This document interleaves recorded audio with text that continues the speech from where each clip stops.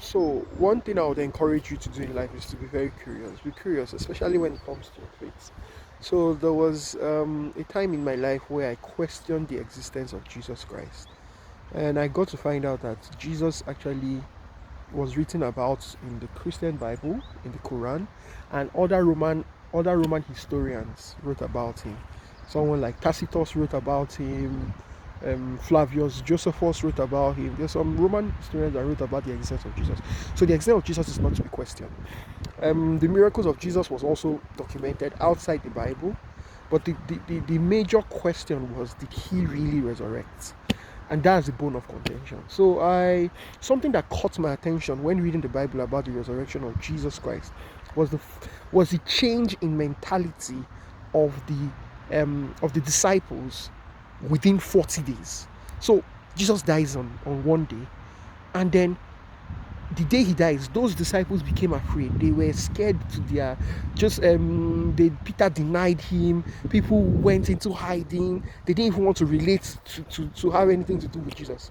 And 40 days after, the same people that were very afraid were ready to die for a truth. It's it's quite mind-blowing for me that I used to want to I used to want to hide about this truth, but now I want to die for this truth. See, let me state it clearly. 40 days is too short for anybody to be brainwashed. 40 days is clearly too short. So if you want to be brainwashed, 40 days is too short. So I strongly believe the disciples were not brainwashed because it would have sounded so crazy to them that the man that I sat down and ate with. I ate with this man.